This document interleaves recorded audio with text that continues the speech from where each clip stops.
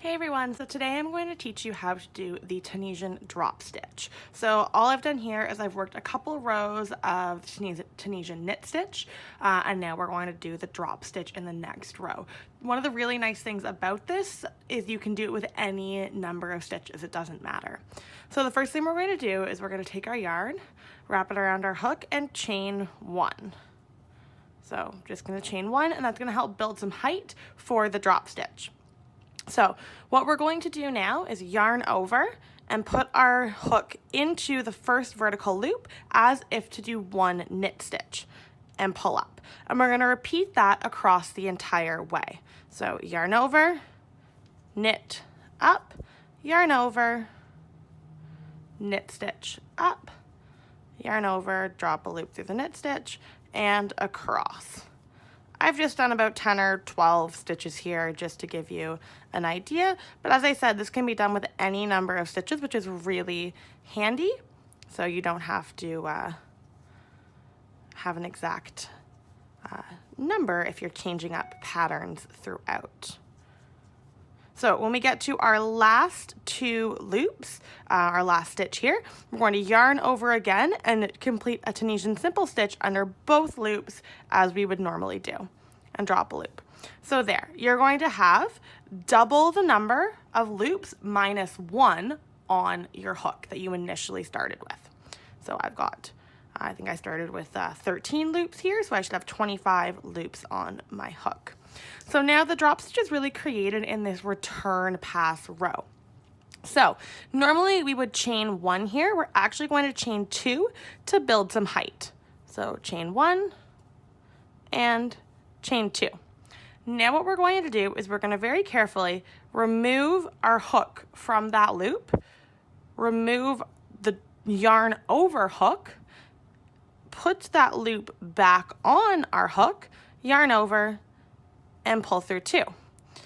And that'll create the drop stitch. And we're going to repeat that all the way across. So we're going to slide that hook out from that loop, slide the yarn over off, put it back on, yarn over, and pull through two. And just repeat that all the way across. You want to make sure when you're doing it that you drop the yarn over stitch and not the stitch that you went into it. Otherwise, you won't actually end up your fabric won't be connected. So I like to take this row pretty slowly just to make sure that I am dropping the correct stitch so that I've got that there. So this row can take a little bit longer to complete than your normal, but it's worth it because you get like 2 or 3 rows in height out of it, which is awesome.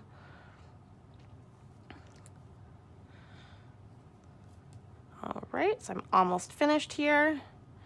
All right, so for my last stitch, I will have 3 loops left on my hook, drop the yarn over, and pull through 2. So that's all that there is to the drop stitch. Now, it's gonna take a second to pull up so you can really see what that looks like. So that's what the drop stitch looks like. It looks a little bit messy right now, but if I go ahead and just do another row of knit stitches, because that's what I'm working with here, you go just like you would before, you go into that loop. So even though these are really big arches, you treat them the exact same way that you would a normal arch that's created on a return pass for any Tunisian. So like I said, it can be a little bit messy, but just identify that stitch and do whatever stitch you wanted to into it, whether you're doing a knit, purl, simple. I'm just doing knit for the purposes of this tutorial. All right. And now once I've gotten to the end of my row, you can see here I've got my first chain and my second chain. My second chain ends up being a little bit smaller right here, so I hope you can see that. And I'm gonna finish my last simple stitch into that second chain underneath both loops, yarn over, pull up a loop, and then repeat my return pass as normal.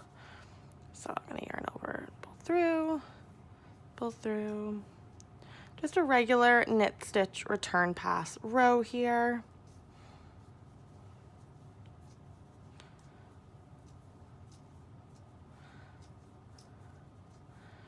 All right, and that is how we do the Tunisian drop stitch.